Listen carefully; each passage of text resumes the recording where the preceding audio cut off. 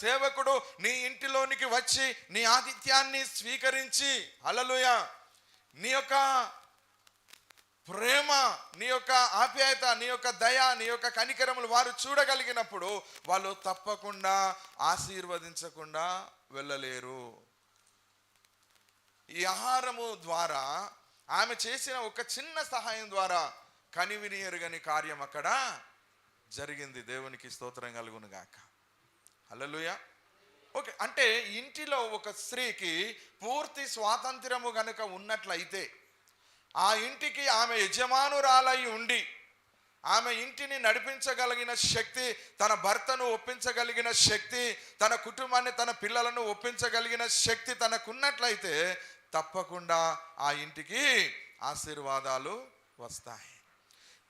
అలాంటి వ్యక్తికి ఎవరైతే చేరదీస్తూ ఉన్నారో, సునేమీరాలు చేరదీసినట్టు ఎవరైతే ప్రేమ కలిగి చేరదీస్తూ ఉన్నారో వెతికి వెతికి వాళ్ళు ఆశీర్వాదాలు ఇస్తారు. హల్లెలూయా. వెతికిండా లేదా ఎలీషా? ఆమెకేం కావాలో అడుగన్నాడు. నాకు ఇది కావాలని ఆశతో దైవజనుని ఆమె ఇంటికి రమ్మనలేదు, అవునా కాదా? ఏమీ ఆశించి దైవజనుని రమ్మనలేదు, కానీ తనకేం కావాలో దైవజనుడు దీవించి ఇచ్చేస్తున్నాడు. ఆ మాట దేవుడు విన్నాడు. హల్లెలూయా.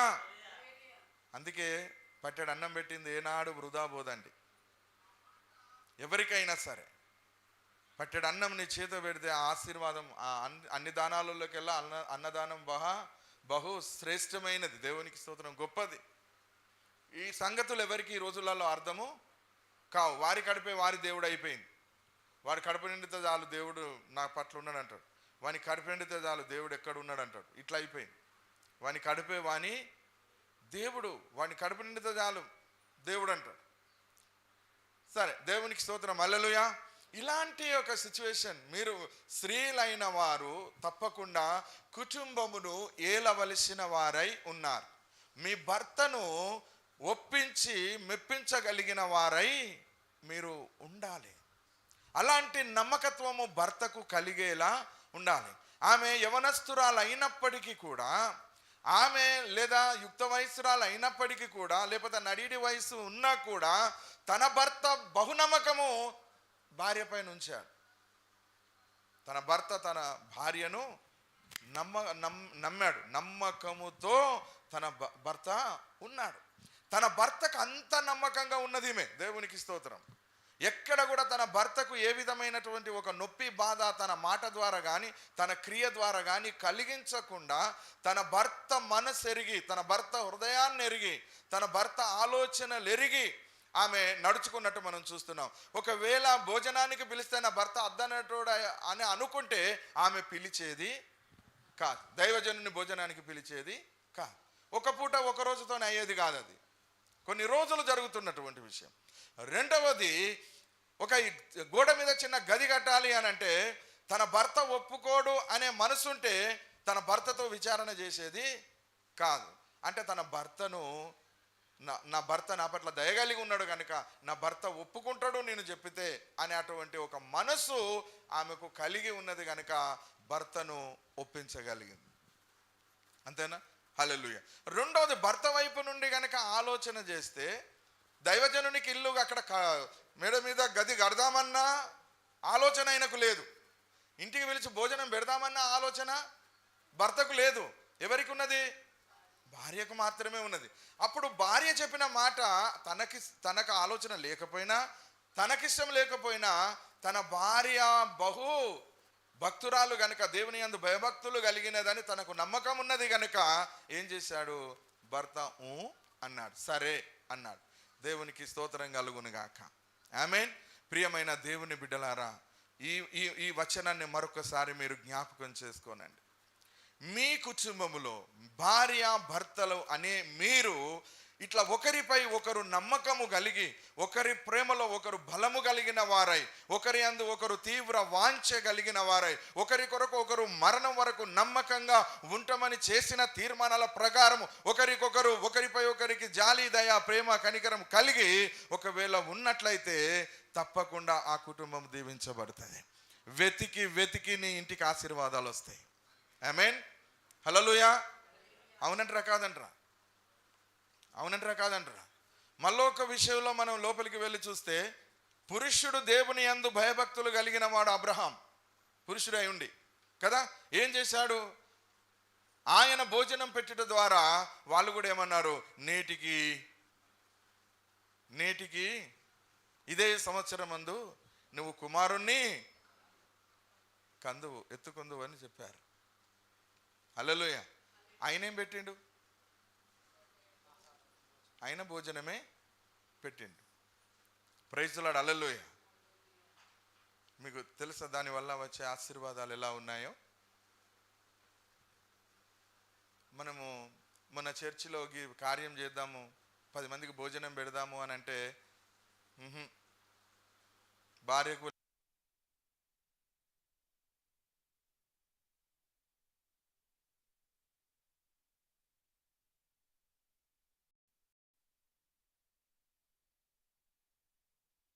పెడదామంటే భార్యకు లేదు, భర్తకు లేదు. అవునా?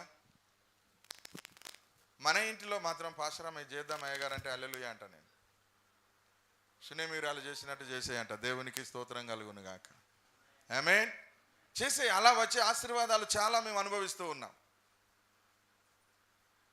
అమ్మగారు, పాశ్రమ గారు ఇది చేద్దాము అని అంటే నేను దేనిని కాదన. ఇంటి విషయంలో, పెట్టే విషయంలో ఆమె ఇది చేద్దాము అని అంటే ఏ రోజు కూడా నేను దాన్ని కాదని అనను. అందుకే ఈరోజు మేము మీరు అందరం క్షేమంగా ఉండగలుగుతున్నాం. ఆమేన్. హల్లెలూయా. ఆమె ఎంతగా ప్రేమించిందో చూడండి. ఈయన నిజంగా దైవజనుడే అన్నది ఎవరు?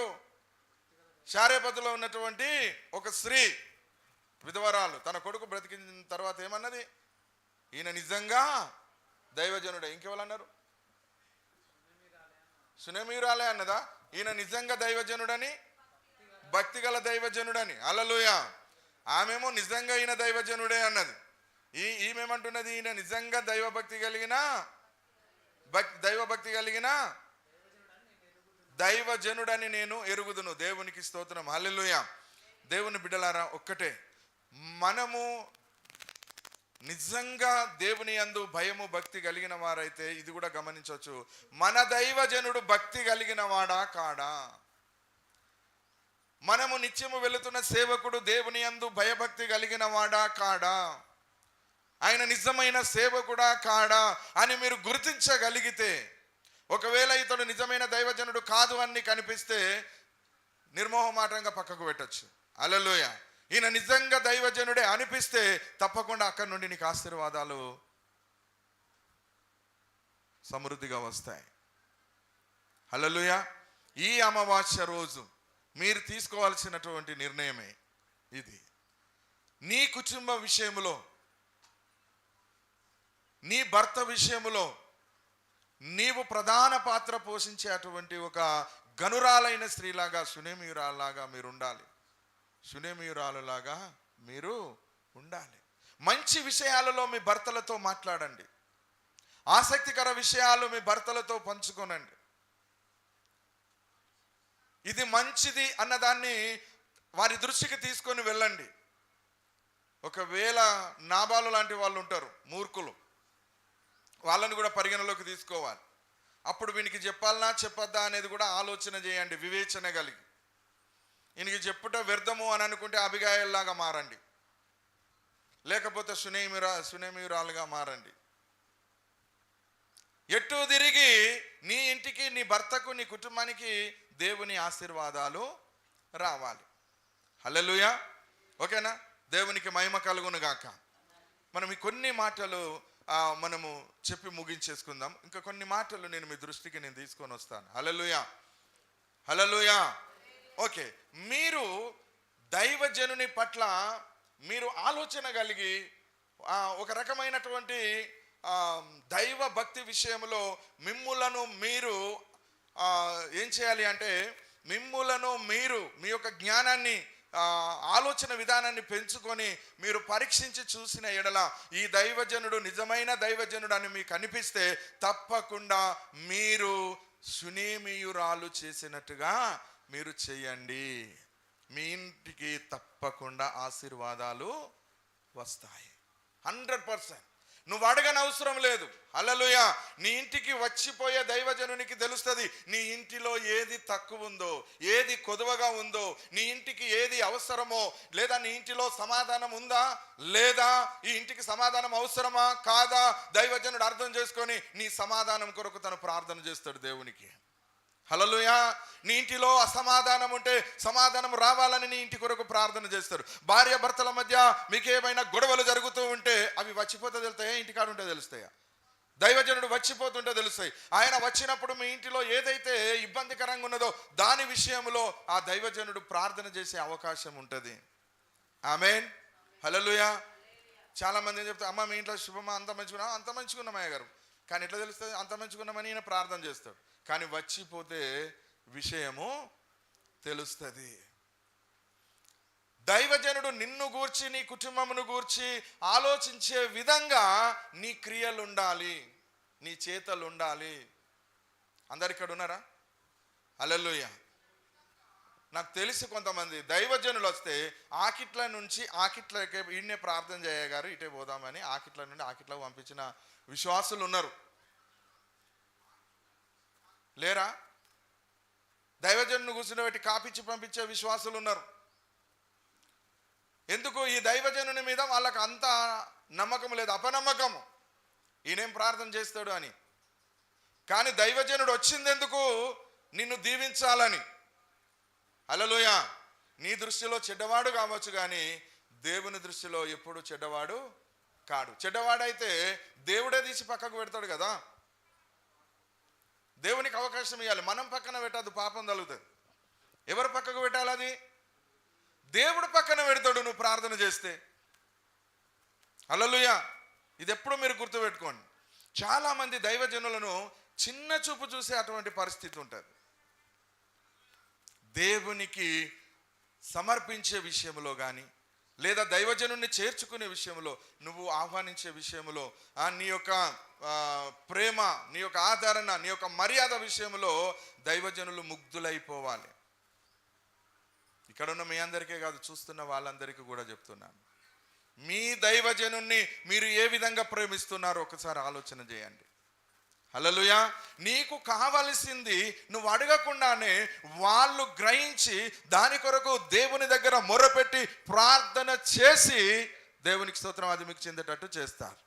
ఓకేనా? రైట్. ఇక్కడి వరకు చాలా అద్భుతంగా ఉన్నది. ఆమె కొడుకునెత్తుకున్నది, ఆయన కొడుకునెత్తుకున్నాడు, ఆనందపడుతున్నారు, సంతోషపడుతున్నారు. నిజంగా దేవుడు ఇచ్చిన గిఫ్ట్ ఇది. నిజంగా దైవజనుని ఆశీర్వాదాలు, దైవజనుడు ఇచ్చినటువంటి దీవెనలు, మాకు దేవుడు చేసిన మేలు అని దేవుడిని వాళ్ళు స్తుతిస్తున్నటువంటి సమయంలో ఇంత అంత పిల్లవాడు దాదాపు ఒక 5-6 సంవత్సరాల వయస్సు ఈడుగలిగిన వారు అయ్యారు. అయినప్పుడు వాళ్లకు పొలం ఉన్నది. ఆ పొలములో పని చేయుట కొరకు వెళ్ళినప్పుడు తన భర్త, సునేమీరాలు భర్త, తన కొడుకుని తీసుకొని వెళ్ళాడు. ఆ కొడుకుని తీసుకొని వెళితే అక్కడ విపరీతమైన ఎండ, మరి ఏ పరిస్థితి ఉన్నదో తెలియదు. అక్కడ ఆ పిల్లవానికి తలనొప్పి బాగా వచ్చిందండి. విపరీతమైన తలనొప్పి వచ్చిన వాళ్ళే ఆయన చెప్తున్నాడు, డాడీ హెడేక్, డాడీ తలనొప్పి, డాడీ తలనొప్పి, నా తలబాయ, నా తలబాయ అని ఆ తల పట్టుకొని ఏడుస్తూ ఉంటే ఆ తండ్రి ఏం చేశాడు, పని వాళ్ళని ఒకరిని పిలిచి, నువ్వు అర్జెంటు ఈ పిల్లవాడిని ఎత్తుకొని తన తల్లి దగ్గరికి తీసుకుపోమని చెప్పేసి ఇంటికి పంపించేస్తాడు. ఆ పిల్లవాడిని తీసుకొని వచ్చిన తర్వాత ఆ తల్లి ఆ పిల్లవాడిని తీసుకొని పనివాని దగ్గర నుంచి తీసుకొని తొడ మీద పెట్టుకొని ఆ పిల్లవాడిని చూస్తూనే, దేవునికి స్తోత్రం, ఆ తలనొప్పి విషయంలో ఏడుస్తూనే, ఆ పిల్లవాని బాధ గోస చూస్తూనే ఉండగానే ఆ పిల్లవాడు తన ఒడిలో తన ప్రాణం విడిచేస్తాడు. పిల్లవాడు చనిపోతాడు తల్లి చేతిలోనే. చూడండి, తలనొస్తుంది అని. ఇప్పుడు ఇట్లా జనరల్గా మనం చూస్తే కొంతమంది పిల్లల విషయంలో అశ్రద్ధను కూడా మనము చూస్తాం. ఆ పిల్లవానికి అంతకుముందు ఏ రోగం లేదు, చిన్నప్పటి నుండి రోగం లేదు, సడన్లీ వచ్చింది కదా, అకస్మాత్తుగా హెడ్ఏక్ వచ్చింది. ఎన్ని గంటల వరకు చనిపోయిండు? తల్లి ఒడిలో ఎన్ని గంటల వరకు చనిపోయిండు?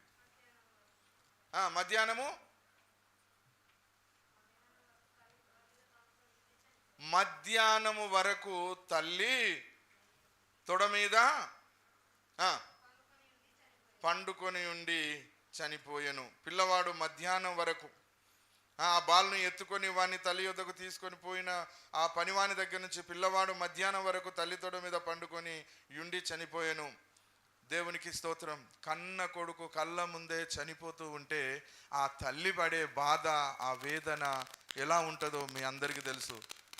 లేక లేక పుట్టినటువంటి వాడు, హల్లెలూయా కదా, లేక లేక పుట్టినవాడు. ఎన్ని మొక్కులు మొక్కుకున్నా మొక్కుకున్నప్పటికీ కూడా పుట్టినటువంటి వాడు కేవలం వాగ్దాన పుత్రునిగా దైవజనుని ప్రవక్త నోట వచ్చిన వాగ్దాన నెరవేర్పు ఆ కుమారుడు. ఆ వృద్ధాప్యమందు కూడా ఆ పిల్లవాడు, తండ్రి వృద్ధాప్యమందు ఆ పిల్లవాడు చనిపోతే ఆ తల్లి ఎంతగానో తల్లడిల్లడం మనం చూస్తూ ఉన్నాం. ఏడుస్తుంది. ఏడవదంటే తల్లి? ఒక్కగానొక్క కొడుకు చనిపోతే ఓ నలుగురు ఉంటే ఒకడు పోయినా ఏం కాదు అనుకుంటుంది కదా. నలుగురు ఉన్న కాడ ఇద్దరు చచ్చినా ఇంకా నలుగురు ఉన్నది అనుకుంటుంది. ముగ్గురుంటే, హల్లెలూయా, ముగ్గురుంటే ఏమవుతుంది? ఓ ఇద్దరు పోయినా ఇంకొకడు ఉన్నారు అనుకుంటుంది. ఆ ఉన్న ఒక్కడే పోయిండు అనుకో, ఏమనుకుంటుంది? తల్లి బాగా ఏడ్చి దుఃఖపడి కన్నీరు గార్చి రొమ్ము కొట్టుకొని అంగలారుస్తూ ఉంది. దేవునికి స్తోత్రం కలుగును గాక. ఆమేన్. ఆమె ఈ విషయంలో మనం అక్కడ చూసిన ఏ తల్లి అయినా దుఃఖపడుతుంది కదా, ఏ తల్లి అయినా ఏడుస్తుంది. కానీ ఆ తల్లి ఏం చేసిందంటే నేరుగా, ప్రైజ్ ది లార్డ్, హల్లెలూయా, ఆ పిల్లవాడిని తీసుకొని వెళ్ళి ఆ గోడ మీద కట్టినటువంటి ఆ గది, ఎలీషా ప్రవక్త పడుకునే మంచం మీద ఆ పిల్లవాడిని పడుకోబెట్టి ఆ ఇంటికి గడియ వేసి తాళం వేసి వెంటనే కిందికి దిగొచ్చి తన భర్తకు వర్తమానం పంపుతుంది. ఏమని? హల్లెలూయా, ఏమని పంపుతుంది? నేను ఇప్పుడు అర్జెంటుగా దైవజనుని దగ్గరికి వెళ్ళాలి. హల్లెలూయా. చదవండి అది. ఒక పనివానిని, ఒక గాడిదను నా యొద్దకు పంపుము, నేను దైవజనుని యొద్దకు వెళ్ళి వచ్చేదనని తన పెనిమిటితో అనగా, అతడు నేడు అమావాస్య కాదే, విశ్రాంతి దినము కూడా కాదే, అతని యొద్దకు ఎందుకు పోవుదువని అడగగా. చాలు, దేవునికి స్తోత్రం కలుగును గాక. ఏమంటున్నాడు తన భర్త? గాడిదను ఒక పనివాన్ని నా దగ్గరికి పంపు అని అంటే ఏమంటున్నాడు? ఎందుకు వెళ్తావు ఈరోజు? ఈ రెండు విషయాల తర్వాత చెప్తా. అమావాస్య విశ్రాంతి దినం తర్వాత చెప్తా. నేను ఎందుకు వెళ్తున్నావు నువ్వు? ఏం పని? ఇక్కడ ఒక మాట గమనించండి. కొడుకు చనిపోయిన విషయము భర్తకు చెప్పాలా చెప్పద్దా? మీరు చెప్తారా చెప్పరా? చెప్తారా చెప్పరా? చెప్పుడే అంతే. ఎవరైనా మన ఇంట్లో చనిపోతే ముందుగా ఎవరికి చెప్తాం? ఇంట్లో చెప్పాలి. మాకు ఎవరు చనిపోలేదు కనుక మేము చెప్పమని అనుకుంటాం. చనిపోతే మాత్రము తప్పకుండా భర్తకు చెప్పాలి. ఈమె ఎందుకు చెప్పలేదో చెప్పు. ఈమె ఎందుకు చెప్పలేదు?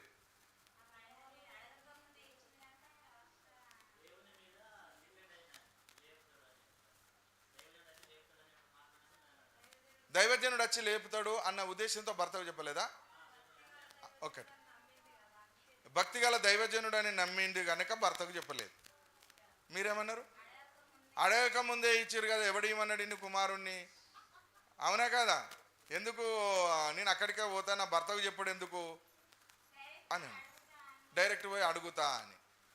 ఎన్ని ఉన్నా కూడా చనిపోయిన విషయం అయితే చెప్పాలా కదా. నీకు ఉండొచ్చు, నీ మనసులో ఎన్నో ఆలోచనలు ఉండొచ్చు, కానీ భర్తకు ఎందుకు చెప్పలేదు అంటున్నా నేను. అది ఎందుకు?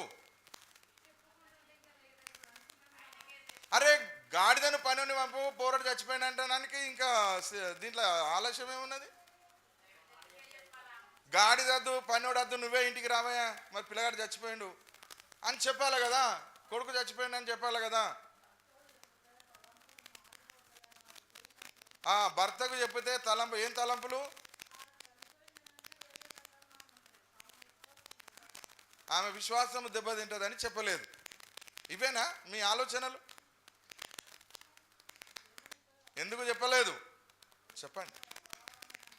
మీరైతే చెప్తారా చెప్పరా? మంచోళ్ళు మీరు చెప్తారు. మరి ఆమె ఎందుకు చెప్పలేదు?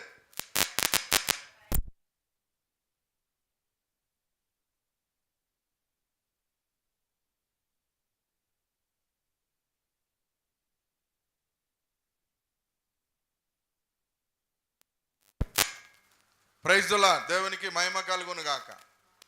ఆమేన్. ఆలోచించలేదా మీరు?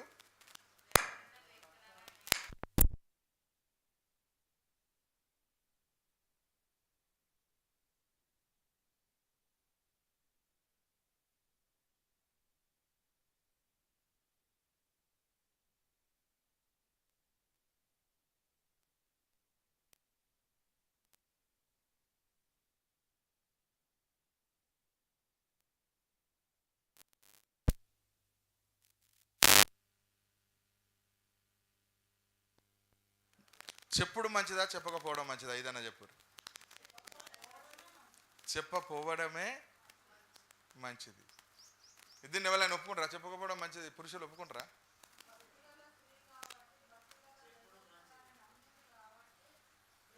Praise the Lord. హల్లెలూయా. దేవునికి స్తోత్రం. నేనేమనుకుంటానంటే, ఎందుకు చెప్పలేదు అంటే, ఇలాంటి విషయాలు తన భర్త పట్టించుకునేటోడు, ఆయనకు చెప్పిన వేస్టే అనుకున్నది అంతే.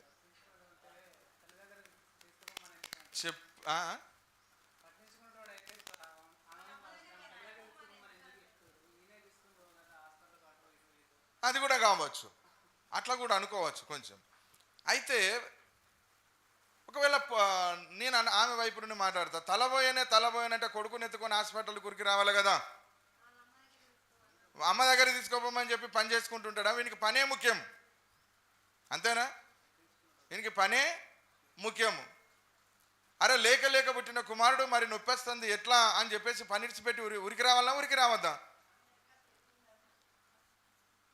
ఇదే ఆయన మైనస్. అక్కడ పనినిచ్చి పంపించిన అంత తలనొప్పి లేతుందంటే, నీ కొడుకు మీద నీకు ప్రేమ ఉంటే నువ్వు రావాలి కదా, అవునా? ఇగో కొంతమంది ఏం చెప్తారు, అబ్బాయి కప్ప చెప్తారు, ఇగో నా కొడుకు తలనొప్పి వచ్చింది చూసుకో అయ్యా అని చెప్తారు వాళ్ళు. మీరు చూసుకోండి. కన్న తల్లిదండ్రులకు కొడుకుల మీద బిడ్డల మీద పట్టింపు లేని తల్లిదండ్రులు ఇప్పటికి కూడా ఉన్నారు. అరే నీ కొడుకు ఆపదతే, నీ కొడుకు కష్టం అయితే నువ్వు ఎక్కడున్నా ఉరికి రావాలి. నువ్వు డ్యూటీలో ఉన్నావా, పొలం పనిలో ఉన్నావా, ఇంట్లో ఉన్నావా, లేకపోతే మా ఇంట్లో ఉన్నావా, ఏడున్నావో ఎక్కడున్నావో, నువ్వు కడిపించి కనలేదా? 9 మాసాలు పెంచి పోషించి, అవునా కదా, 9 నెలలు భరించి కన్నావు కదా. నీ కన్న కొడుకు ఎలా ఉన్నాడో ఒక్కసారైనా నువ్వు పట్టించుకోవా? ఎక్కడుంచినావు నీ కొడుకును? హాస్టల్ వారేసినావా లేదా? ఎక్కడుంచినావు? చాలామందికి పట్టింపులు లేవు. ఇట్లాంటి వాళ్ళకు పొరగాళ్ళు పుట్టకపోవడం మంచిది, అవునా కాదా? ఏమన్నా అయిందంటే ఎంత కడుపు ఎదురాలే, అవునా? చాలామందికి ఇలాంటి మంచి గుణాలు ఉండవు. భర్తలకు కూడా, భార్యలకు కూడా కొందరికి ఉండవు. ఇక్కడ సునేమీరాలకు ఉన్నది కానీ భార్యలకు కూడా కొందరు ఉండవు. రానియా రాదు, నీ అయ్యొచ్చినాక తీసుకుపోతాడు తీ అంటారు వాళ్ళు. కానీ ఎమ్మడే తీసుకొని హాస్పిటల్ వేద్దాం, తర్వాత ఆయన అందుకుంటాడు, మరి నేను తీసుకొని వెళ్తా అని అటువంటి స్త్రీలు తల్లులు కూడా ఈనాడు కరువైపోయింది. హల్లెలూయా. ఎక్కడన్నా ఇలాంటి వాళ్ళు ఉన్నారేమో, మాకు దొరుకుతారేమో అని చూస్తాను. దేవునికి స్తోత్రం. హల్లెలూయా.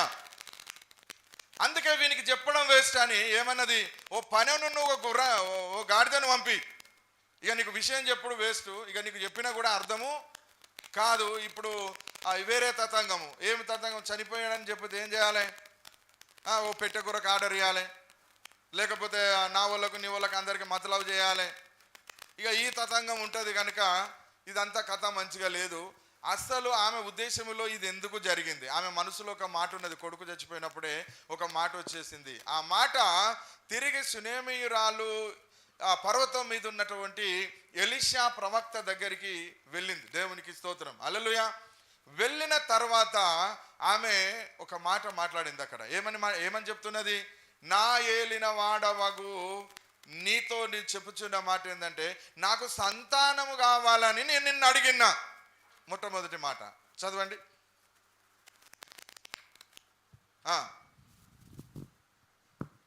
దొరకలే మీకు?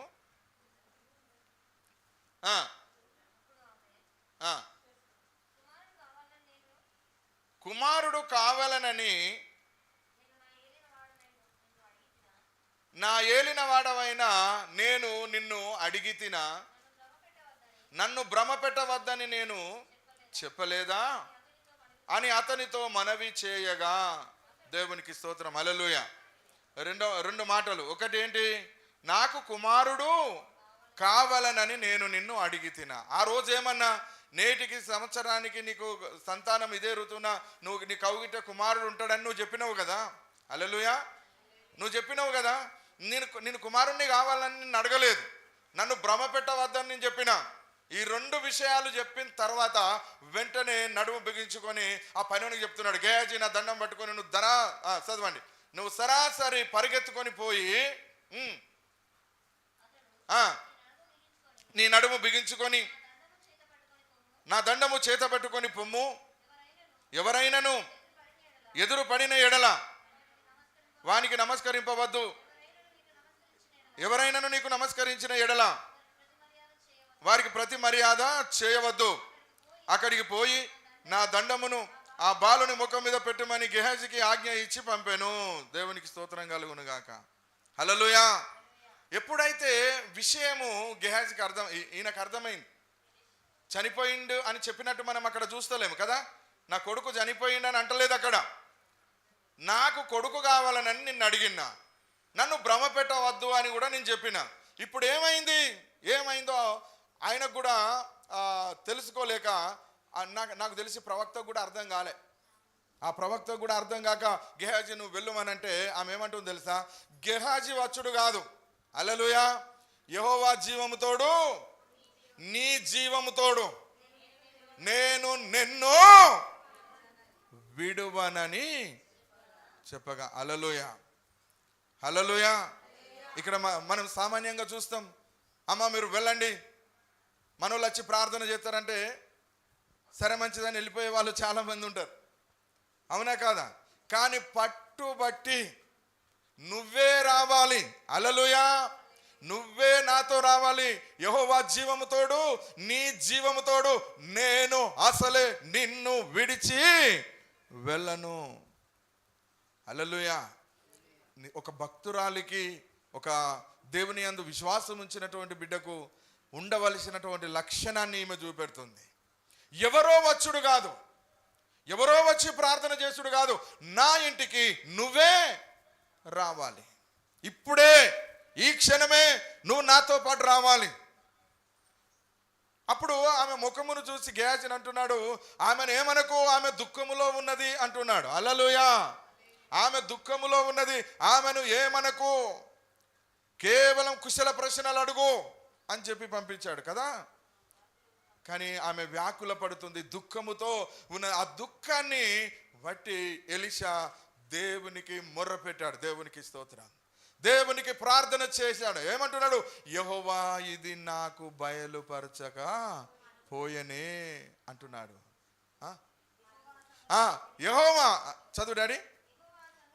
యెహోవా ఆ సంగతిని, ఆ సంగతి నాకు తెలియజేయక మరుగు చేసెను. హల్లెలూయా. దైవ జనునికి కూడా దేవుడు ఈ విషయాన్ని బయలుపరచలేదండి. ఆమెకు అక్కడ ఏమవుతుందో ఏం జరుగుతుందో కూడా దేవుడు ప్రవక్తకు చెప్పలేదు. అందుకే ఆయనకేం జరిగిందో అర్థం కాలేక ఆయన అయోమయంలో పడుతూ ఉన్నాడు. ఇక్కడ నేను అనుకుంటున్నాను, ఒక రోగముతోనో లేకపోతే ఒక వ్యాధితో ఆ కుమారుడు ఉండొచ్చు, అందు నిమిత్తము ఈ తల్లి గాబరపడుతున్నది కావచ్చు అనుకుంటున్నాడేమో. కానీ ఈ సంగతి మరుగైపోయింది. ఏ సంగతి? చనిపోయిన సంగతి శిష్యునికి చెప్పలేదు, చచ్చిపోయిన సంగతి ప్రవక్తకు చెప్పలేదు. కానీ నువ్వు నా వెంట రావాలి. ఆమేన్. You come with me. హల్లెలూయా. ఇప్పుడే నీవు నాతో రావాలి. నేను ప్రమాణం చేసి చెప్తున్నా, దేవుని తోడు నీ తోడు. హల్లెలూయా. నిన్ను విడిచిపెట్టి నేను పోను. దేవునికి స్తోత్రం. చాలా ఆమెలో ఉన్నటువంటి ఆ యొక్క బాధను, ఆక్రందనను ఈ ప్రవక్త అర్థం చేసుకొని అంటున్నాడు, అయ్యా నువ్వు ముదుగాలు ఇవి నా దండము తీసుకొని మాకంటే ముందు నువ్వు పరిగెత్తుకొని వెళ్ళి ఆ కుమారుని యొక్క మంచం మీద పడుకొని ఉంటే ఆ దండం ఆ కుమారుని తలపైన ఉంచు, ఆయన పైన ఉంచు, అతడు లేచి కూర్చుంటాడు పో అని చెప్పి పంపించాడు. దైవజనుడైనటువంటి గెహాజీ, పనివాడైన గెహాజీ పరిగెత్తుకొని వెళ్ళి అందరికంటే ముందుగా వెళ్ళి ఆ తలుపు తీసి ఆ పిల్లవాని మీద, చనిపోయినటువంటి ఆ డెడ్ బాడీ మీద ఆ దండమును పెట్టాడు. కానీ అతడు లేవలేదు, కదలలేదు, మెదలలేదు, మెసలలేదు. హల్లెలూయా. ఆయనతో కాలేదు. మీకు ఒక విషయం తెలుసా? ఈ నీలో ఉన్నటువంటి ఈ దయ్యమును వెళ్ళగొట్టుటకు మాకు ఎందుకు సాధ్యము కాలేదు? అయ్యా ఈ దయ్యమును మేము ఎందుకు వెళ్ళగొట్టలేకపోతిమి అని శిష్యులు అడిగారు. యేసయ్యని అడిగారు, ఈ దయ్యమును మేము ఎందుకు వెళ్ళగొట్టలేకపోతిమి? నువ్వు ఒక ఆజ్ఞ ఇవ్వగానే అది ఎలా వెళ్ళిపోయింది? నేను అంటున్నాను, శిష్యులు నాకు తెలిసి బలహీనులుగా ఉంచి ఉన్నారు. చాలామంది ప్రవక్తకు ఉన్నటువంటి విశ్వాసము కానీ, ప్రవక్తకు ఉన్నటువంటి ధైర్యము కానీ మిగతా వారికి ఉండకపోవచ్చు. ప్రవక్త అంటే మీకు అర్థం కావాలి, ప్రవక్త అంటే దేవుని మాటలు పలికేవాడు. హల్లెలూయా. దేవునితో మాట్లాడేవాడు, దేవునితో ఉండేవాడు, దేవుడు చెప్పింది చేసేవాడు. ఆమేన్. హల్లెలూయా. ఎవరు సపరి ఎత్తలేరు. నిజమా కాదా? ప్రవక్త అంటే ఆషామాషి కాదు. ప్రవక్త అంటే మామూలు దైవ సేవకులలాగా మీరు చూడకూడదు. ప్రవక్తను ప్రవక్తలాగే ఉండాలి. ప్రవక్తను వెంబడించేవాడు ప్రవక్త అవుతాడు. హల్లెలూయా. సేవకుని వెంబడించేవాడు సేవకుడు అవుతాడు. ఇప్పుడు ఇక్కడ ప్రవక్త పలికినటువంటి మాట చూడండి. ఎందుకు గెహాజీ వెళ్ళి ఆ దండమును పెట్టినప్పుడు ఆ శిష్యుడు లేవలేదు? ఈ 12 మంది శిష్యులు ప్రార్థన చేసినప్పుడు ఆ దయ్యం ఎందుకు వెళ్ళిపోలేదు? అంటే ఆ ప్రవక్తలో ఉన్నటువంటి ఆ పవర్ వీళ్ళ లోపల లేదు. బలహీనులుగా ఉంటారు. అందుకే అందరూ ప్రార్థన ఒకరికి తర్వాత ఒకరు ప్రార్థన చేస్తారు, కానీ వీళ్ళ వల్ల కాదు. వీరందరూ ఒకరినొకరు ప్రార్థన చేస్తే దయ్యం వెళ్ళిపోలేదు. మరి దైవ సేవకుడు ఒకడు వెళ్ళిపో దయ్యమా అంటే ఆ దయ్యం వెళ్ళిపోయింది. కారణం ఏంటి? ఆ శక్తి, ఆ పవర్, ఆ దేవుని అగ్ని, దేవుని ఆత్మ ఆ సేవకునిలో ఉంటాడు. హల్లెలూయా. వాడు వెంటనే రిటర్న్ పరిగెత్తుకొని వచ్చి, అయ్యా నువ్వు చెప్పినట్టు చేసి తిని కానీ ఏమీ జరగలేదు. ఏమని చెప్తున్నాడు గెహాజీ? వారికంటే ముందుగా వెళ్ళి ఆ దండము బాలుని ముఖం మీద పెట్టినా కానీ ఏ శబ్దం రాకపోయేను. ఏమి వినవచ్చినట్టు కనబడలేదు గనుక వాడు ఎలీషాను ఎదుర్కొనుటకు వచ్చి, మళ్ళీ చెప్పాలి,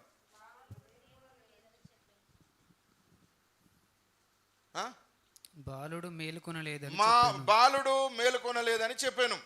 ఎలీషా ఆ ఇంట వచ్చి బాలుడు మరణమై ఉండి మంచం మీద పెట్టబడి ఉండుట చూచి. ఇప్పుడు తెలిసింది అయ్యగారికి అసలు సంగతి. హల్లెలూయా. ఎంతసేపు మరుగు చేసిందండి. హల్లెలూయా.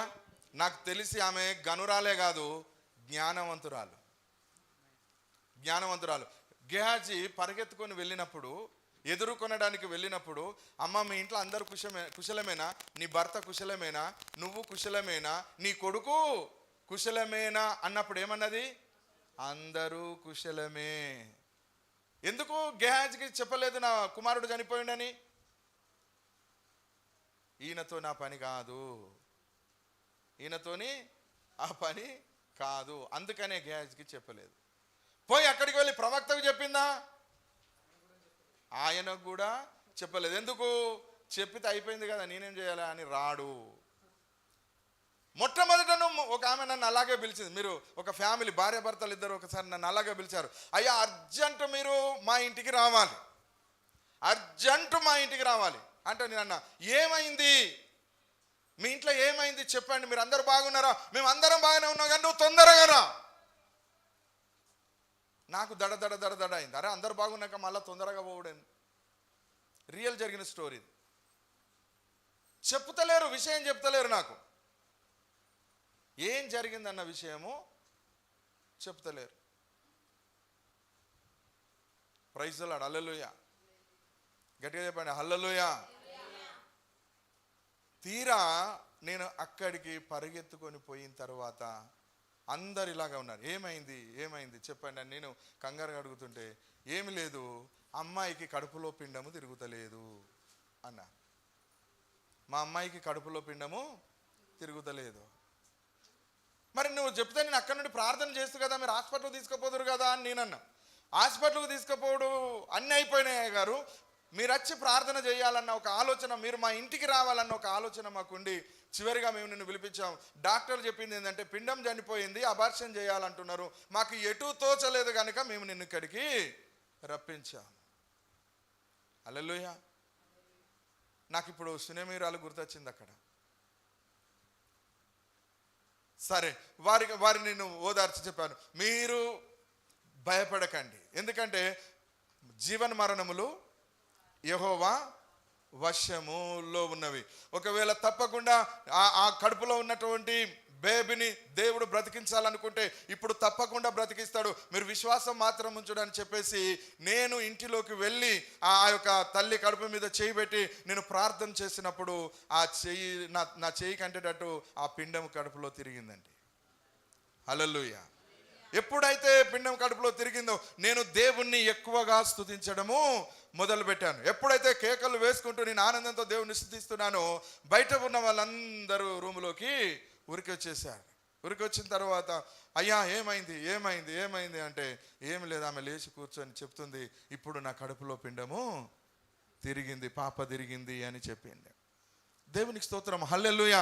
కొన్ని సార్లు జ్ఞానవంతులు అలా మరుగు చేస్తారు. ఎందుకంటే విషయం అక్కడనే చెప్పినాం అనుకో, దైవజనుడు హాస్పిటల్ వారి నాకెందుకు ఫోన్ చేస్తాను అంటాడు, అనడా? ఎలా రేపు తొందరగా వచ్చే ఆలోచన ఏంటిది? కడుపు నొత్తుందంటే తొందరగా అర్జెంట్ హాస్పిటల్ తీసుకోమని హాస్పిటల్కి వచ్చి ప్రార్థన చేస్తప్ప అంటాడు. అవునా కాదా? అలాంటి వాళ్ళు నిన్న ఆదివారం రోజు ఒకరికి కడుపు నొప్పి లేచింది.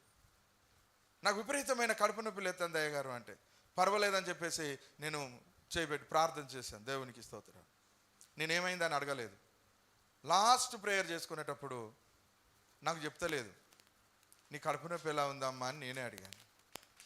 డాడీ మీరు ఫస్ట్ ప్రార్థన చేసినప్పుడే ఆ నొప్పి పోయింది నాకని చెప్తాను. హల్లెలూయా. దేవునికి అసాధ్యమైనది ఏది లేదు. అప్పుడు ఎలీషా దుఃఖపడుతున్నాడు. ఇప్పుడు ఎంత దుఃఖాన్ని కడుపులో దాచుకున్నావమ్మా నువ్వు, ఎంత వేదన కడుపులో దాచుకున్నావు, ఎంతగా నువ్వు ఏడ్చావు, ఎంతగా అంగలార్చావు, ఎంతగా నీ కన్నుల వెంట కన్నీరు కార్చిపోతుంది, ఎంతగా రొమ్ము బొచ్చ కొట్టుకొని ఎదలు కొట్టుకొని నువ్వు దుఃఖించావో నాకు అర్థమైపోయిందని వెంటనే లోపలికి వెళ్ళి వాళ్ళను పక్కకు పంపించి గడియ పెట్టి ఆ ఇంట్లోకి వెళ్ళి యెహోవా దేవునికి మొరపెడుతూ ఉన్నాడు ఎలీషా. హల్లెలూయా. ప్రభువా నా దేవా, ఇదిగో ఈ కుమారుని నీ నామ ఘనత కొరకు ఇతన్ని నువ్వు మరలా బ్రతికించు, జీవన మరణములు నీ వశములో ఉన్నవి కనుక ఈ కుమారుని బ్రతికించి ఇతనికి ప్రాణమును దయచేయమని ఎలీషా యెహోవాకు మొరపెట్టి ప్రార్థన చేసినప్పుడు, హల్లెలూయా, 1, 2 సార్లు 3 సార్లు ఆ కుమారుని మీద బోర్ల పడుకొని కళ్ళలో కళ్ళు పెట్టి నోటిలో నోరు పెట్టి ఆ వెట్ట పుట్టేటట్టు పొడుగుగా పడుకొని 3 మార్లా 7 మార్లా ప్రైజ్ ది లార్డ్ ఎన్ని మార్లు చేశాడు అలా? చదవండి, ఎన్నిసార్లు చేశాడు? దేవునికి స్తోత్రం. మంచం మీదకి ఎక్కి గెహజీ వారికంటే ముందుగా పోయి అయిపోయింది కదా. హల్లెలూయా. 34 తానే లోపలికి పోయి వారిద్దరే లోపల నుండగా, ఎవరిద్దరున్నారు? బాలుడు తలుపు వేసి యెహోవాకు ప్రార్థన చేసి మంచం మీద ఎక్కి బిడ్డ మీద తన్ను చాచుకొని తన నోరు వాని నోటి మీదను తన కండ్లు వాని కండ్ల మీదను తన చేతులు వాని చేతుల మీదను ఉంచి బిడ్డ మీద పొడుగుగా పండుకొనగా ఆ బిడ్డ ఒంటికి వెట్ట పుట్టెను. తాను దిగి ఇంటిలో యువతల నుండి అవతలకు ఒక్కసారి తిరిగి నడిచి మరలా మంచం మీదకి ఎక్కి వాని మీద పొడుగుగా పండుకొని బిడ్డ 7 మారులు పండుకొనగా బిడ్డ 7 మారులు తుమ్మి కండ్లు తెరిచెను. హల్లెలూయా, హల్లెలూయా. 2 మారులు దేవునికి మొరపెట్టడం ప్రారంభించాడు. అటు ప్రార్థన చేశాడు, అచ్చి పిల్లగాన్ని చూస్తున్నాడు. అటు ప్రార్థన చేస్తున్నాడు, అచ్చి పిల్లవాన్ని చూస్తూ ఉన్నాడు. 2వ మారుకి పిల్లవాడు హల్లెలూయా. ఎన్నిసార్లు తుమ్మిండు? 7 మార్లు తుమ్మి పిల్లవాడు లేచి కూర్చున్నాడు. దేవునికి స్తోత్రం కలుగును గాక. హల్లెలూయా. వెంటనే ఆ పిల్లవాని తల్లిని తీసుకురాపోమని గేహాజీని పంపించేశాడు. అమ్మ, ఇదిగో నీ కుమారుడు. ఎంత అద్భుతమైన మాట అండి. నీ కుమారుణ్ణి ఎత్తుకో అమ్మ. అంతే, అదే ఉన్నదా మాట్లాడ? ఏమని అన్నాడు? చదవండి. అప్పుడు అతడు గేహజీని పిలిచి ఆ షునేమీయురాలిని పిలుచుకుని రమ్మనగా వాడు ఆమెను పిలిచెను. వాడు అతన్ని పిలిచెను. ఆమె అతని యుద్ధకు రాగా అతడు నీ కుమారుని ఎత్తుకొనుమని ఆమెతో చెప్పాను. అమ్మా, ఈ నీ కుమారుణ్ణి ఎత్తుకొనుము. ఎప్పుడైతే మీరు నిర్లక్ష్యం చేస్తారో వచ్చే ఆశీర్వాదాలన్నీ పోతాయి. ఎప్పుడైతే మీరు ఎన్నిక చేస్తారో ఆ ఆశీర్వాదాలన్నీ మీ కొరకు ఉంటాయి. దైవజనుడు వచ్చిపోయే ఇల్లు. నేను ఎప్పుడు నా తండ్రి అయిన దేవుడిని అడుగుతున్నాను, యేసు ప్రభుని అడుగుతాను, తండ్రి కుమార పరిశుద్ధాత్మ దేవుడిని అడుగుతాను, ప్రభా నేను ఏ ఇంటికైతే వచ్చి వెళుతూ ఉంటానో, వచ్చిపోతూ ఉంటానో ఆ ఇల్లు దీవించబడాలి ప్రభా, ఆ ఇల్లు ఆశీర్వదించబడాలి ప్రభా, ఆ ఇల్లు ఎప్పుడు క్షేమంగా ఉండాలి ప్రభా అని చెప్పి నేను నా దేవునికి ప్రార్థన చేస్తూ ఉంటాను. హల్లెలూయా. తరచుగా నేను ఏ ఇంటికైతే వెళ్ళి వస్తున్నానో ఆ ఇల్లు దీవించబడుతూ ఉన్నది. ఆమేన్. ఆ ఇంట్లో ఆశీర్వాదాలు కనిపిస్తూ ఉన్నవి. ఆమేన్. ఆ బిడ్డలు చెప్తూ ఉంటారు, మాకు ధనము కొదవ లేదు ఇప్పుడు అని. ఆమేన్. మా ఇంట్లో సమృద్ధిగా ధనం ఉన్నది. మా ఇంట్లో ఇప్పుడు అప్పులు లేవు. ఇప్పుడు మేము మంచిగా ఉన్నాము. మా ఇంట్లో సంతోషంగా, ఏది తక్కువ కాకుండా కొదవగా ఉన్నాం. నాటికి నేటికి దేవుడు మమ్మల్ని ఆశీర్వదిస్తున్నారని చెప్తూ ఉన్నారు. ఆమేన్. హల్లెలూయా. ఆలోచించండి. దేవునికి స్తోత్రం. దైవజనుని పట్ల ఒక ప్రత్యేకమైన శ్రద్ధ కలిగిన ఏ కుటుంబం అయితే ఉంటుందో ఆ ఇల్లు తప్పకుండా దీవించబడుతుంది. గనురాలైనటువంటి స్త్రీలు ఉంటేనే తప్ప, ఇది అల్పులైనటువంటి స్త్రీలు ఉంటే కాదు, అల్పమైన వాళ్ళు ఉంటే కాదు. గుణములో గనురాలై ఉండాలి. హల్లెలూయా. పెట్టుటలో గనురాలై ఉండాలి, ఇచ్చుటలో గనురాలై ఉండాలి, అందరికంటే ఎక్కువగా ఇచ్చే స్థితిలో ఉండాలి. దేవునికి స్తోత్రం. హల్లెలూయా. నమ్ముతున్నారా లేదా మీరు? ఎవరికి ఇచ్చే విషయంలో? దేవునికి ఇచ్చే విషయములో గనులై ఉండాలి, గనురాన్లై ఉండాలి. ఆమేన్. అప్పుడే నీ ఇల్లు దీవించబడుతుంది. చాలామంది, నేను ముందే చెప్పాను కదా, పిసినారి వాళ్ళు ఉంటారు, లోబులు ఉంటారు, లెక్కలు వేసుకునేటోళ్ళు ఉంటారు, ఇంటికి వచ్చిపోతే ఎంత ఖర్చు అయింది అనేటోళ్ళు ఉంటారు, మీటింగ్ పెడితే ఎంత ఖర్చు అయింది అనేటోళ్ళు ఉంటారు, కుటుంబ ప్రార్థన పెడితే ఎంత ఖర్చు అయింది అనేటోళ్ళు ఉంటారు, కుటుంబ ప్రార్థన పెట్టాలంటే ఖర్చు అవుతుంది కదా అనేటోళ్ళు ఉంటారు. ఓ పిచ్చి తల్లులు తండ్రులు, కుటుంబ ప్రార్థన పెడితే నీ ఇంటికి ఆశీర్వాదం అన్న సంగతి నువ్వు మర్చిపోతాను. నీ ఇంట్లో ప్రార్థన లేకపోతేనే నీ ఇల్లు దయ్యాల దిబ్బగా మారిపోతున్నదన్న సంగతి నీకు అర్థమైతలేదు. నీ ఇంటికి దైవజనుడు రాకపోవడం వల్లనే నీ ఇంట్లో ఈ శ్రమలు కష్టాలు ఎక్కువ అవుతున్నాయని నీకు అర్థం కావటం లేదు. చాలామంది ఏమంటే తెలుసు, చాలామంది, అయ్యా నేను ఈరోజు మేము దర్శించడానికి వస్తున్నామంటే, అయ్యా ఇక 2 రోజులు అయితే మేము వచ్చేటోళ్ళమే కదా తీయి అనేటోళ్ళు ఉన్నారు. అంటే దానికి కారణం ఏంటంటే వాళ్ళు మా చేతులలో ఏమీ లేదు. నీ చేతులలో ఏమీ లేదు కనుకనే అయ్యా దైవజనుడు నిన్ను దీవించడానికి వచ్చేది. అది అర్థమైతే లేదు వీళ్ళకు. Amen. Praise the Lord. Hallelujah. నీ ఇంట్లో మరణం ఉండదు. ఆమేన్. మరణకరమైన వ్యాధులు వచ్చినా నీ ఇంటికి వచ్చే దైవజనుడు తప్పకుండా నీకు మేలు చేస్తాడు. నీ ఇంటిలో ఉన్నటువంటి లోభితత్వాన్ని లేదా పిసినారి తత్వాన్ని ఆయన తప్పకుండా తీసేస్తాడు. ఆయన నీకు సమృద్ధి గల ఆరోగ్యకరమైన గుణాన్ని దేవుడు నీకు ఇచ్చేస్తాడు. దైవజనుడు నిన్ను దీవిస్తాడు. దైవజనుడు వచ్చేదే నిన్ను దీవించడానికి. నీకు ఒక విషయం చెప్పు, దైవజనుడు కనుక షునేమీయురాలి ఇంటికి వచ్చిపోవడం అనేది లేకుంటే ఆమెకు గర్భం అయ్యేదా? చెప్పండి. ఆమె ఇంటికి ఆశీర్వాదాలు వచ్చేవా? వచ్చినవి గాక పోనీ వచ్చిన కుమారుడు చచ్చిపోతే లేచేటోడా? కొందరికి ఆశీర్వాదాలు దేవుడు ఇస్తున్నాడు కానీ ఆశీర్వాదాలు చచ్చిపోతానే కానీ మళ్ళీ బతుకుతలేవు. అవి ఆడికే కొలాప్స్ అయిపోతున్నాయి. కారణం వాళ్ళ మనసును బట్టి తిరిగి లేపబడతలేవు. అవి ఆశీర్వాదాలన్నీ చచ్చిపోతున్నాయి. అవి మళ్ళీ ప్రాణం పోసుకుంటలేవు. చచ్చిపోయిన కుమారుడు బ్రతికినట్టు నీ ఇంట్లో ఆశీర్వాదాలు మళ్ళీ బ్రతికి కనిపించడం లేదు. కారణం చావడం వరకు అయిపోతున్నాయి, అంతే. ఆడికే కొలాప్స్ అయిపోతున్నాయి. నువ్వు తిరిగి బ్రతికించుకోవడానికి ప్రయత్నం చేస్తలేవు. కానీ సునేమిరాలు బ్రతికించుకోవడానికి ప్రయత్నం చేసింది. ఆమేన్. ఎవరి వలన ఈ దీవెనలు వచ్చినాయో వాళ్ళే, హల్లెలూయా, ఎవరి వలన నా కుమారుడు కలిగిండో వారే మరలా నా కుమారుణ్ణి బ్రతికించగలరన్న విశ్వాసము. ఇప్పుడు మీరన్నయన్నీ గుర్తొస్తాయి. ఎప్పుడు ఆయన దైవభక్తి కలిగిన దైవజనుడని నేను ఎరుగుదును. ఇప్పుడు చెప్పచ్చు మనం, దేవునికి స్తోత్రం కలుగును గాక. ఆమేన్. అందుకే భర్తకు చెప్పలేదు. ఎందుకు మన కుమారుడు చనిపోయినాను ఎందుకు చెప్పలేదు అంటే, నీకు చెప్పే కంటే, హల్లెలూయా, ఎవరైతే ఈ దీవెన ఇచ్చారో నేను వారి దగ్గరికే వెళ్తాను.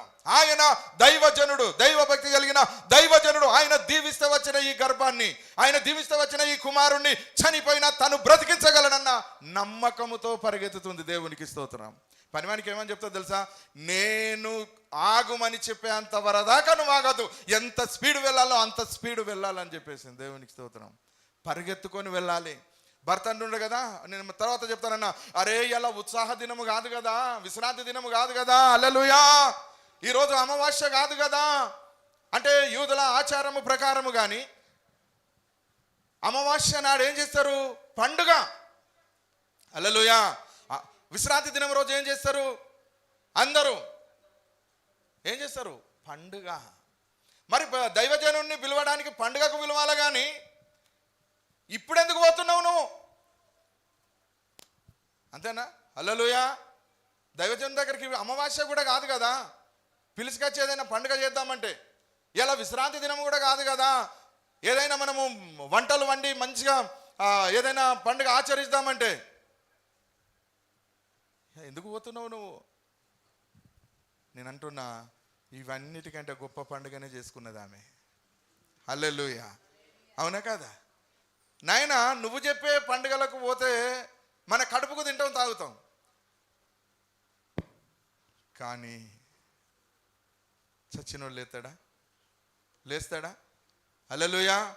అందుకని యూ కామ్ కర్రో, నువ్వు ఆగిపో, నువ్వు సప్పుడు చేయకుండా చేయవలసిన కార్యం వేరుగా ఉంది. అందుకే ఈ రోజు వరకు కూడా చెప్తున్నా, దైవభక్తి కలిగిన స్త్రీలు ఎవరైతే కుటుంబంలో ఉంటారో, ఏ పురుషుడైతే ఆ స్త్రీకి పూర్తి ఇంటి బాధ్యతలు అప్పగిస్తాడో, ఎప్పుడైతే ఆమె జ్ఞానవంతురాలు అయితేనే తప్ప పిచ్చిదానికి అప్పగించదు. జ్ఞానవంతురాలై, యథార్థవంతురాలై, దేవుని అందు భయభక్తులు కలిగిన స్త్రీ ఎవరైతే ఉంటారో వాళ్లకు ఆ కుటుంబ బాధ్యతలు అప్పగించబడతాయో, ఆ ఇల్లు సునేమియురాలు ఇల్లు దీవించబడినట్టు తన ఇల్లు దీవించబడుతుంది. సునేమియురాలు గనురాలైనట్టు, అటుగానే గనురాలు అవుతుందా? ఎన్ని కార్యాలు చేస్తే గనురాలు అవుతుంది? అన్ని దానాలు, అన్ని ధర్మాలు చేసినటువంటి వ్యక్తి. ఏ దానం చేస్తే, ఏ ధర్మం చేస్తే, ఏ పుణ్యం చేస్తే నాకు గర్భఫలం ఇస్తాడో దేవుడు అని అనుకొని ఎన్ని చేసిందో. బీదవారిని ఆదరించింది, పేదవారిని ఆదరించింది, ఆకలిగొన్న వారికి అన్నం పెట్టింది, అవసరం ఉన్న వాళ్లకు ఆదుకున్నది. దేవునికి స్తోత్రం. బట్టలు లేని వారికి బట్టలు ఇచ్చింది, ఆహారము పెట్టవలసిన వారికి ఆహారము పెట్టింది, దాహమైన వారికి నీళ్ళు ఇచ్చింది. ఎన్ని పుణ్యకార్యాలు చేసి ఉంటే ఆమె గనురాలంటారు. ఒక స్త్రీకి మంచి పేరు రావాలంటే ఎన్ని చేస్తూ వస్తారు? నేను చెప్పకూడదు కానీ మా పాస్టరమ్మకు మంచి పేరు ఉన్నది ఈ ఊర్లో. ఎవరు వచ్చినా, బిడ్డ నీలాంటి బిడ్డను చూడలేదు బిడ్డ. ఈ ఊరిలోకి వచ్చిపోయే వాళ్ళు చిన్న చిన్న పనులు, పూసవేర్లలో కానీ, రాజన్నలలో కానీ, అవి అమ్ముకునేటోళ్ళు కానీ, ఇంకా పాస్టర్ అక్క దగ్గరికి పోయేద్దాం, ఆమె దగ్గరికి పోయి మాట్లాడేద్దాం, ఆమె చేయగుణం మంచిది, ఒక్క రూపాయి పెట్టాను ఆమెతో నన్ను కొనిచ్చుకొనేద్దాం, మన సామానం తమ్ముడు పోతుంది అని చెప్పేసి ఇక్కడికి వచ్చి మాట్లాడి చేసుకొని పోతారు. పోవుడే కాదు, అన్నం తినమంటది, నీళ్ళు తాగమంటది. దేవునికి స్తోత్రం. వాళ్ళు ఊరూరికి నేను తిరుగుతూ చెప్తా అంటారు, వాయిలాల పాస్టరమ్మ గారి లాగా నేను ఏ పాస్టరమ్మను చూడలేదని చెప్తారు. చాలామంది దైవ సేవకులు అంటారు, మీ పాస్టరమ్మలాగా నేను ఏ పాస్టరమ్మను చూడలేదంటారు. ఒక సహోదరుడు, నాకు తెలిసిన సహోదరుడు అన్నాడు, పాస్టరమ్మలు అందరూ కలిసి ఒక మీటింగ్కు పోతే వాళ్ళ వస్త్రాధారణ చూసి చాలా ఇబ్బంది పడ్డారు. కానీ ఒక మాట అన్నాడట, మీరందరూ కలిసి వావిలాల పాసరమ్మని చూసి నేర్చుకోండి ఆ కట్టే బట్ట ఉండే విధానాన్ని అని. నా భార్య అని నేను పొగుడతలేను, యథార్థం చెప్తున్నా జరిగిన సంఘటన. ఊరికి చెప్తారు వీళ్ళు వెళ్ళి. మళ్ళా సాయంత్రం కాగానే ఎక్కడెక్కడో పడుకునేటోళ్ళు చర్చి కాడికి వచ్చి ఈయన్నే తిని ఈయన్నే పడుకొని తెల్లారంగా లేచి అవసరమైతే ఇంక ఛాయ్ అవుతావా లేకపోతే ఇంకా ఏదైనా అడిగి తీసుకొని తిని పోతారు. దేవునికి స్తోత్రం. ఆమె బట్టలు దానం చేయడం కానీ వాళ్ళు అడుగుతారు అవ్వ చీర రాదని ఇచ్చేస్తుంది. నేను మొన్న 10 డ్రెస్సులు కట్ట తీసుకుపోయి ఒకళ్ళు ఆశ్రమం నుండి వచ్చి కావాలంటే 10 డ్రెస్సులు కట్ట తీసుకుపోయి అందులో వేసేసిన. మంచి పాతవి కాదు, మంచి బట్టలు తీసుకుపోయి ఇచ్చేసిన. ఎందుకు? ఘనమైన పేరు మనకు ఊరికేనే రాదు. ఎన్ని చేస్తే గనురాలు అనిపించుకుంటాం మనం. ఇంట్లోండి నేను ఘనమైన దాన్ని అనిపించుకోవాలంటే అటిముచ్చటది. ఒక నీ కడుపున పుట్టిన వాళ్ళు అంటారు కావచ్చు మా అవ్వ మంచిది మా అయ్య మంచిది అని, కానీ జనం బయట వాళ్ళు అనాలి అంటే నువ్వు జనానికి ఈ పుణ్యకార్యాలు ఈ దాన ధర్మాలు చేయాలి. నీ ఇంటికి ఏ అవసరం పడి వచ్చినా ఆ ఇంటికి పోతే ఇక్కడ అన్నం దొరుకుతుంది. ఆ ఇంటి ఇల్లాలు పెట్టే తల్లి తన దగ్గర లేకపోతే పెట్టే ఇల్లన్న చూపెడుతుంది, కానీ ఆ ఇంటికి పోతే మనకు మార్గమన్నా దొరుకుతుంది అని చెప్పి వచ్చేటట్లుగా ఉండాలి. అందుకే దేవుడు వెంటనే ఆమెకు గర్భఫలాన్ని ఇచ్చేశాడు. హల్లెలూయా. ప్రార్థించిన ఒక్క చిన్న ప్రార్థనకు ఆ దైవజనుడి ఒక మాట అన్నాడు, నేటికి సంవత్సరానికి నువ్వు గర్భవతి అవుతావు తప్పకుండా అని. అట్లా నా నోటి నుండి నేను ప్రవచించిన స్త్రీలు ఈరోజు వాళ్ళ గర్భంలో పిల్లలను కని ఎత్తుకొని దేవుని సన్నిధికి వచ్చిన వాళ్ళు ఉన్నారా లేరా? ఉన్నారు. నువ్వు కూడా ఉన్నావు. దేవునికి స్తోత్రం. ఒక ప్రవచనం దైవజనుడి నోటి నుండి బయలుదేరితే అది తప్పకుండా నెరవేరుతుంది.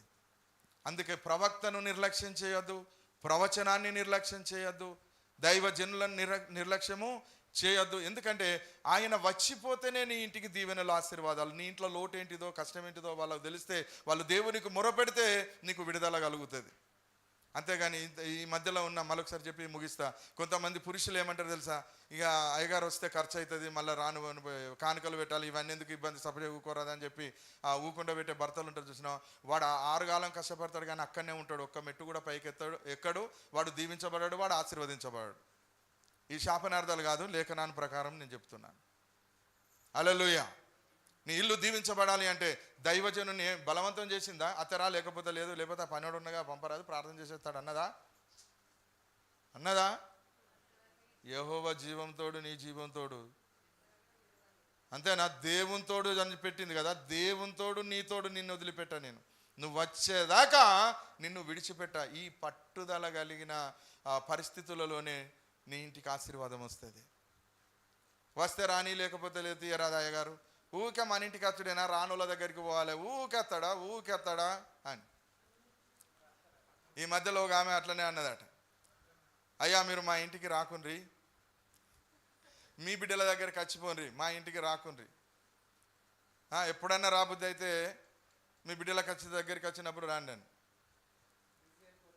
హల్లెలూయా. దేవునికి స్తోత్రం.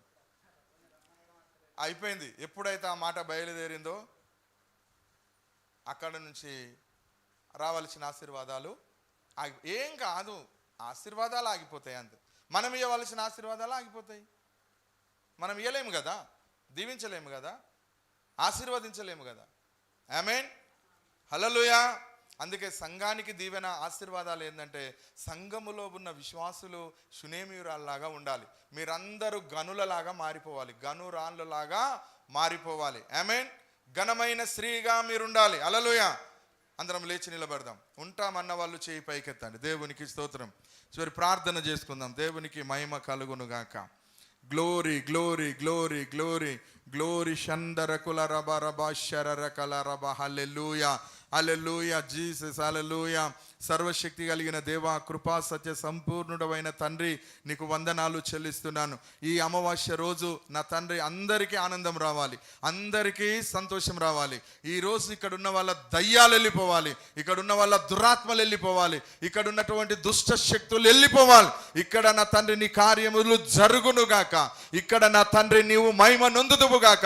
ఇక్కడ నీ నామానికి బలమైన ఘనత వచ్చునుగాక.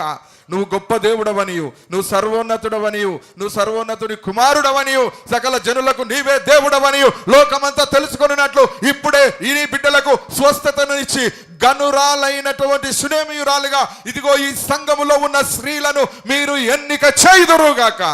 గనులలాగా ఈ సంఘములో ఉన్న పురుషులను ఎన్నిక చేయుదురుగాక. గ్లోరి షందర కులరబా హల్లెలూయా. పరిశుద్ధాత్మ దేవా నీకు వందనాలు. ఇదిగో మీరు చెప్పండి అమ్మా, నేను సునేమియురాలుగా ఘనమైన స్త్రీగా నేను ఉంటానని ఒక్కసారి మీరు పక్కన ఉన్న వాళ్ళకు చెప్పండి. నిజంగా చెప్పండి పక్కన ఉన్న వాళ్ళకు. హల్లెలూయా అని పక్కన ఉన్న వాళ్ళకు చెప్పు. ఉంటానన్న వాళ్ళే చెప్పుర్రి, నేను ఉండననే వాళ్ళు చెప్పకుర్రి. దేవునికి స్తోత్రం. హల్లెలూయా. ఏమైంది? ఎక్కడోళ్ళు అక్కడ నిలబడ్డారు. నీ బిడ్డలకు అనుగ్రహించమని, వారి కుటుంబంలో నా తండ్రి వారి ఇంటిలో ఉన్న పరిస్థితులన్నిటినీ అయా మీరు సమాధానపరిచి, నా తండ్రి ప్రతికూల పరిస్థితులను నాయన మీరు తొలగించి అనుకూల పరిస్థితులు వారికి అనుగ్రహింపజేసి ప్రతి విషయంలో సమాధానము నెమ్మది వారి కుటుంబాలలో అనుగ్రహించి నీ నామానికి మహిమ తెచ్చుకోనమని యేసయ్య నామమున ప్రార్థించి వేడుకుంటున్నాను తండ్రి. ఆమేన్. పరలోక ప్రార్థన చేద్దాం. పరలోకమందున్న మా తండ్రి, మీ నామం పరిశుద్ధపరచబడును గాక, మీ రాజ్యం వచ్చును గాక, మీ చిత్తం పరలోకమందు నెరవేరుచున్నట్లు భూమి అందును నెరవేరును గాక. మానుదిన ఆహారం నేడు మాకు దయచేయము. మా ఎడల అపరాధములు చేసిన వారిని మేము క్షమించిన ప్రకారం మా రుణ అపరాధములను క్షమించుము. మమ్మను శోధనలోకి తేక దుష్టుని నుండి మమ్మను తప్పించుము. ఎందుకనగా రాజ్యము, శక్తి, బలము, మహిమ నిరంతరము నీవై ఉన్నావి తండ్రి. ఆమేన్. మన తండ్రి అయిన దేవుని ప్రేమయు, ప్రభువైన క్రీస్తు యేసు యొక్క కృపయు, పరిశుద్ధాత్మ దేవుని యొక్క అన్యోన్య సహవాసమైన సన్నిధి ఇప్పుడు ఎల్లప్పుడు ఇక్కడ కూడి ఉన్న మనందరికీ, మన సంఘ విశ్వాసులందరికీ సదాకాలము తోడై ఉండును గాక. ఆమేన్. ఆమేన్. దేవుని కృప మీకును తోడై ఉండును గాక. ఆమేన్. Praise Lord. అందరికీ వందనాలు. అనారోగ్యంతో ఉన్న వాళ్ళు అమ్మ మీరు రండి, మీరిద్దరు రండి, ప్రార్థన చేద్దాం.